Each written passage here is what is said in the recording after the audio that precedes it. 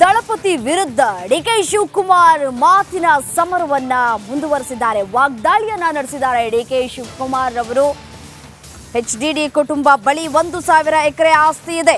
ನಾನು ಜೈಲಿಗೆ ಹೋದಾಗ ಕುಮಾರಸ್ವಾಮಿ ದುಡ್ಡು ಹೊಡೆದು ತಿಂದವರು ಅನುಭವಿಸ್ತಾರೆ ಅಂತ ಅಂದ್ರು. ಅವರೆಲ್ಲ ಕಡಲೆಕಾಯಿ ಆಲೂಗೆಡ್ಡೆ ಬಿಟ್ಟಿದ್ರಾ ಅಂತ ಹೇಳಿ ಪ್ರಶ್ನೆ ಮಾಡಿದ್ದಾರೆ. ಅವರ ಕುಟುಂಬದ ಆಸ್ತಿ ಎಷ್ಟಿದೆ ಅಂತ ಲೆಕ್ಕ ಕೊಡಬೇಕಾ? ಬೆಂಗಳೂರು ಸುತ್ತಮುತ್ತ 1,000 ಎಕರೆ ಆಸ್ತಿ ಇದೆ. ಒಕ್ಕಲಿಗರ ಸಭೆಯಲ್ಲಿ ಡಿಸಿಎಂ ಡಿಕೆ ಶಿವಕುಮಾರ್ ದಳಪತಿಗಳ ವಿರುದ್ಧ ವಾಗ್ದಾಳಿಯನ್ನ ನಡೆಸಿದ್ದಾರೆ. ಹಾಗಾದ್ರೆ ಡಿಕೆಶಿ ಏನ್ ಹೇಳಿದ್ದಾರೆ ನೋಡ್ತಾ ಹೋಗೋಣ. ಕುಮಾರಸ್ವಾಮಿ ನಾನು ಜೈಲಿಗೆ ಹೋದಾಗ ಏನೇನು ಗೊತ್ತಾ, ನಾನು ಹಿಂಗ್ ಹೊಡಬಾರ್ದು, ದುಡ್ಡು ಹೊಡಿಬಾರ್ದು ಅಂತ ಎಷ್ಟೋ ಹೊಡೆದು ಬಿಟ್ಟಿದ್ದಂತೆ, ತಿಂದು ಅನುಭವಿಸಿದೆ ಅಂತ ಹೇಳುದು. ಆದ್ರೂ ನಾನು ದಮ್ ತಡ್ಕೊಂಡು ನಾನು ಸುಮ್ಮನೆ ಇದೆ. ಏನೆಲ್ಲ ಕಳೆಕಾಯಿ ಆಲೂಗೆಡ್ಡೆ ಬೆಳೆದು ಬಿಟ್ಟಿದ್ದ, ಎಷ್ಟಿದೆ ಅವ್ರ ಕುಟುಂಬದ ಆಸ್ತಿ ಅಂತ ನಾನು ಲೆಕ್ಕ ಕೊಡಲ್ಲ ನಿಮ್ಗೆ. ಬೆಂಗಳೂರು ಸುತ್ತಮುತ್ತಲೇ 1,000 ಎಕರೆ ಇದೆ. 1,000 ಎಕರೆ. ನಾನೀಗ ಅದನ್ನ ಚರ್ಚೆ ಮಾಡಕ್ ಹೋಗುದಿಲ್ಲ. ನನಗೆ ಅವಶ್ಯಕತೆ ಎಷ್ಟು ಬೇಕಾದ್ರೂ ಮಾಡ್ಕೊಳ್ಳಿ, ಬದಿಕೊಳ್ಳಿ, ನನಗೇನಂತ ತಪ್ಪು ಅಂತಲ್ಲ. ಬೇರೆಯವ್ರ ಮೇಲೆ ನಾವು ಗ್ಲಾಸ್ ಹೌಸ್ ಸೇರಿಸ್ಕೊಂಡು ಬೇರೆಯವ್ರ ಮೇಲೆ ಮಾತಾಡೋದು ಆಗ್ತಾ ಇದೆ. ಬೇರೆಯವ್ರು ಯಾರನ್ನು ಕೂಡ ಬೆಳೆಯೋದನ್ನ ಸಹಿಸಕ್ ಆಗಿಲ್ಲ ಅಂತ. ಈ ಕುರಿತು ಮತ್ತಷ್ಟು ಡೀಟೇಲ್ಸ್ ಕೊಡ್ತಾ ಹೋಗ್ತಾರೆ ನನ್ನ ಕಲೀಗ್ ವಿನೋದ್ ನೇರ ಸಂಪರ್ಕದಲ್ಲಿ ಜಾಯಿನ್ ಆಗಿದ್ದಾರೆ. ಎಸ್ಸೇನು ವಿನೋದ್, ಒಕ್ಕಲಿಗರ ಸಭೆಯಲ್ಲಿ ಡಿಕೆ ಶಿವಕುಮಾರ್ ಹಳೆಯ ವಿಚಾರವನ್ನ ಇದೀಗ ಮತ್ತೆ ಪ್ರಸ್ತಾಪವನ್ನ ಮಾಡಿದ್ದಾರೆ. ಅಂದ್ರೆ ಎಲ್ಲೋ ಒಂದ್ ಕಡೆ ಪರ್ಸನಲ್ ವಿಚಾರಗಳನ್ನ ಎಳೆದು ತರುವಂತಹ ಕೆಲಸಗಳಾಗ್ತಾ ಇದೆಯಾ? ಡೀಟೇಲ್ಸ್ ಕೊಡ್ತಾ ಹೋಗೋದಾದ್ರೆ ವಿನೋದ್.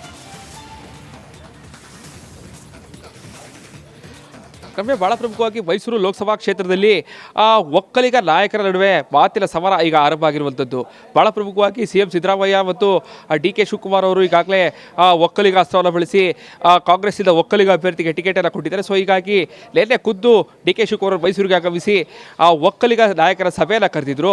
ಈ ಒಂದು ಸಭೆಯಲ್ಲಿ ಮಾತಾಡುವಂತಹ ಸಂದರ್ಭದಲ್ಲಿ ಏನು ನನಗೆ ಎಷ್ಟು ಕಿರುಕುಳವನ್ನು ಕೊಟ್ಟಿದ್ದಾರೆ, ಎಷ್ಟು ಕೇಸ್ಗಳನ್ನು ಹಾಕಿದ್ದಾರೆ, IT ED ಹೀಗೆ ನಾನಾ ರೀತಿಯಾದಂತಹ ಕಿರುಕುಳವನ್ನು ಕೊಟ್ಟಿದ್ರು. ನಾನು ಅಧ್ಯಕ್ಷರಾಗಬೇಕಾದ್ರೆ ಎಷ್ಟು ಕಷ್ಟವನ್ನು ಪಟ್ಟಿದ್ದೇನೆ ಅನ್ನೋ ಮಾತುಗಳನ್ನು ಹೇಳ್ತಾರೆ. ಜೊತೆಗೆ ಭಾಳ ಪ್ರಮುಖವಾಗಿ ಇಲ್ಲಿರುವಂತಹ ಅಂದರೆ ಈಗಾಗಲೇ ಏನು ದೇವೇಗೌಡರು ಕೂಡ ಅಂದರೆ ನಾನು ಜೈಲಿಗೆ ಹೋದ ಸಂದರ್ಭದಲ್ಲೂ ಕೂಡ ಕುಮಾರಸ್ವಾಮಿ ಅವರು ಒಂದು ಮಾತನ್ನ ಹೇಳಿದ್ದಾರೆ. ಆದರೆ ದುಡ್ಡು ಹೊಡೆದವರು ಅನುಭವಿಸ್ತಾರೆ ಅನ್ನೋ ಮಾತನ್ನು ಹೇಳಿದ್ದಾರೆ. ಅಂದರೆ ಬೆಂಗಳೂರು ಸುತ್ತಮುತ್ತ ದೇವೇಗೌಡರ ಕುಟುಂಬಕ್ಕೆ 1,000 ಎಕರೆ ಅಷ್ಟು ಆಸ್ತಿಯನ್ನು ಮಾಡಿದ್ದಾರೆ. ಇದರ ಬಗ್ಗೆ ನಾನು ಲೆಕ್ಕವನ್ನು ಬೇಕಾದ್ರೆ ಕೊಡ್ತೇನೆ ಅನ್ನೋ ಮಾತು ಕೇಳ್ತಾರೆ. ಜೊತೆಗೆ ಇದರ ಬಗ್ಗೆ ಜಾಸ್ತಿ ಚರ್ಚೆನ ಮಾಡೋದಕ್ಕೆ ಹೋಗೋದಿಲ್ಲ. ಯಾಕಂತಂದರೆ ಅವರು ಕೂಡ ಗಾಜಿನ ಮನೆಯಲ್ಲಿದ್ದು ನಮಗೆ ಕಲ್ಲನ್ನು ಎಸೆಯುವಂತಹ ಕೆಲಸವನ್ನು ಮಾಡಿದ್ದಾರೆ. ಸೊ ಹೀಗಾಗಿ ಎಲ್ಲದಕ್ಕೂ ಕೂಡ ಉತ್ತರವನ್ನು ಲೀವ್ಗಳು ಕೂಡ ಕೊಡಬೇಕಾಗತ್ತೆ ಅಂತೇಳಿ ಒಕ್ಕಲಿಗರ ಸಭೆಯಲ್ಲಿ ಒಂದು ಸಂದೇಶವನ್ನು ಕೊಟ್ಟಿರುವಂಥದ್ದು ಈಗ ಸಾಕಷ್ಟು ಚರ್ಚೆಗೆ ಕಾರಣ ಆಗಿರುವಂಥದ್ದು. ಭಾಳ ಪ್ರಮುಖವಾಗಿ ನಿನ್ನೆ ಭಾಳ ಅಂದರೆ ಪ್ರತಿ ಭಾಷಣದುದ್ದಕ್ಕೂ ಕೂಡ HD ಕುಮಾರಸ್ವಾಮಿ ಹಾಗೂ ಈಗಾಗಲೇ ಏನು ಒಕ್ಕಲಿಗರು ಯಾವುದೇ ಕಾರಣಕ್ಕೂ ಕೂಡ ಈ ಬಾರಿ ಮತವನ್ನು ಏನೋ ಒಂದು JDSಗೆ ಹಾಕಬಾರ್ದು, ಕಾಂಗ್ರೆಸ್ಗೆ ಹಾಕಬೇಕು ಅನ್ನುವಂತಹ ಮೂಲಕವಾಗಿ ಈಗಾಗಲೇ ತಮ್ಮ ಪರ್ಸನಲ್ ವಿಚಾರಗಳನ್ನು ಕೂಡ ಈಗಾಗಲೇ ಆಸ್ತಿ ವಿಚಾರವನ್ನು ಕೂಡ ಮುನ್ನೆಲೆಗೆ ತರುವ ಮೂಲಕವಾಗಿ ಈ ವಿಚಾರ ಈಗ ಸಾಕಷ್ಟು ದೊಡ್ಡ ಮಟ್ಟದ ಚರ್ಚೆಗಳಾಗ್ತಾ ಇರುವಂಥದ್ದು.